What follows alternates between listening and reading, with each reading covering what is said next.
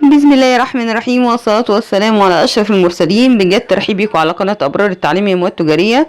هكون معاكم النهاردة إن شاء الله محاسبة هبة فتحي في مادة البيزنس الترم التاني الصف الثاني التجاري.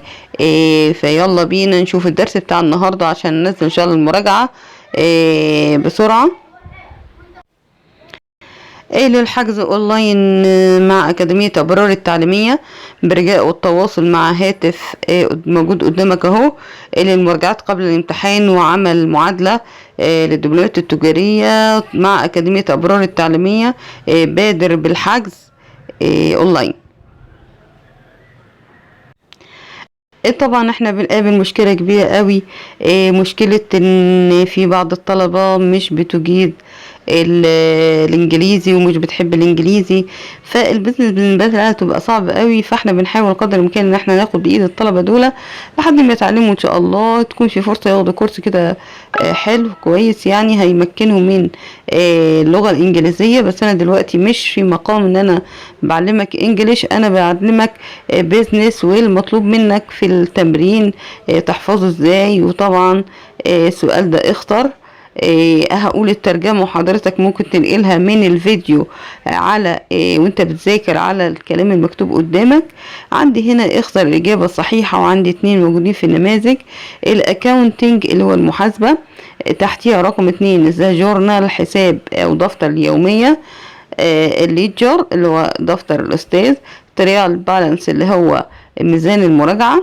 هنختار بقى حضرتك تعريفات كل ده من قدامك. يبقى الاكونت رقم 1 المحاسبة هتاخد رقم سي. is the process of recording وسيلة من وسائل التسجيل، مطلوب محطوط فيها التصنيف وتسجيل العمليات المالية علشان تبقى مفيدة لمتخذ القرارات اللي هي decision making. اخر كلمتين اهي حضرتك هتوصلهم. لو شفت كلمة decision making يبقى عملية اتخاذ القرارات بتوفرها المحاسبة، هتوصلها بيها. رقم 2 ذا جورنال دفتر اليومية. 2 هتاخد دي. دفتر اليومية دي بتقولك ايه؟ بتقولك it is a book used، عبارة عن دفتر used يستخدم to record daily transactions، يعني تسجيل العمليات بيوم او يومي. تمام. هنيجي بعد كده ذا ليتشر دفتر الاستاذ. طبعا دفتر الاستاذ 3 هتاخد بيه. بتقولك رقم بيه الترجمة بتاعتها بتقولك it is a book containing account which post from the journal enter، يعني حضرتك بعد تسجيل البيانات في دفتر اليومية باخد الإجماليات وأسجلها في دفتر الأستاذ.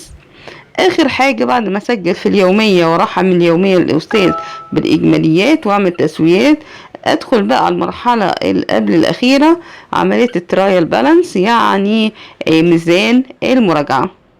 بيقول لك هنا في ميزان المراجعة 4 تاخد ايه؟ is a list عبارة عن قائمة of account حسابات and balance،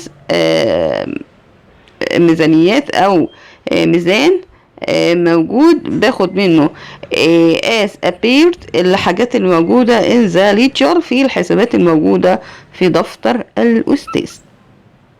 ناخد بقى الاختر التانية الدبل انتري سيستم، عبارة عن نظرية القيد المزدوج. ايه رقم 1 هتاخد سي. بيقولك is the system ده عبارة عن تسجيل العمليات side and credit debt side and credit side، وفيها مدين وداين. تمام. ده نظرية القيد المزدوج. تمام. رقم 2 عندي liabilities اللي هما الالتزامات، هتاخد دي. تمام. معناها ان الشركة ملكية الشركة تمام لملاكها الاصليين اصحاب رأس المال. ده التعريف اهي. و3 هتاخد دي ذا ليدجر دفتر الاستاذ، هتاخد ايه بوك بسجل فيه العمليات الواردة الي من دفتر اليومية، بوستد الموجودة او المنشورة في دفتر اليومية. اخر حاجة البيرسونال اكاونتنس الحسابات الشخصية، تمام. عبارة عن حساب شخصي موجود فيه اسماء العملاء والمبالغ عملية الشراء والبيع. ده كان اختر موجودة في النماذج في الامتحانات الصف الثاني، وهنكمل ان شاء الله فيديو البيزنس. فيديو حضرتك الترانسليت الترجمة، وانا قلت في اول فيديو فضلا الاختصارات الابريفيشن. طبعا موجود عندك كلمة required او make out، يعني حضرتك required يعني المطلوب، زي ما موجود مطلوب في المحاسبة مطلوب في البيزنس كمان. حضرتك هتاخد بعض الكلمات دي مرتبة اهو ابجدي، تحفظ لك كده كام كلمة كده منهم ان شاء الله، من ناحيتين تقوي الحصيلة اللغوية بتاعت حضرتك وتتدرب عليها بقى كتابة. وما تنساش اذا عمل احدكم عملا ان يتقنه. البوستنج ريفرنس اللي هي الترحيل، كاونت حساب، اكاونتنج محاسبة، اكاونتنج سيركل الادارة المحاسبية، اكاونت بيبل حسابات الدفع، اكاونت ريسيفابل حسابات القبض، attentional expenses مصاريف إضافية، أصول assets ديون معدومة bad debits، ميزانية عمومية balance sheet، وهكذا. حضرتك زي ما أنا قلت لك أهو تاخد كل 5 كلمات على حسب مقدرتك وتحفظ، علشان هيفيدنا كتير قوي في تالتة بإذن الله.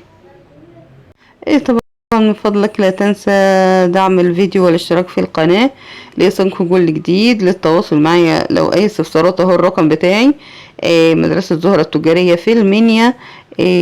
ده كان فيديو بسيط قوي، ان شاء الله هنزل بعد كده الفيديوهات الخاصة بقائمة الدخل وكيفية عملها في البيزنس. فتابعوني. كنت سعيدة قوي بالتواجد معاكم الفترات القليلة قوي دي. ابقى سعيدة بتعليقاتكم واعجاب لو الفيديو عجبكم يا جماعة من غير كسوف دوسوا لايك او دوسوا ديسلايك عادي، انا بقبل كل الاراء البناءة. والسلام عليكم ورحمة الله وبركاته.